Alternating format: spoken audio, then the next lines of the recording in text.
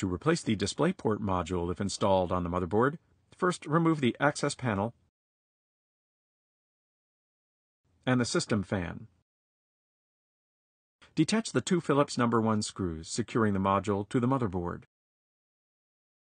Pull the module off of the motherboard and out of the unit.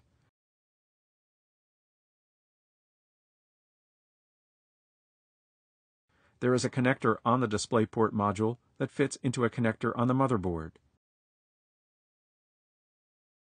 To replace the module, press the connector edge of the DisplayPort module onto the motherboard connector.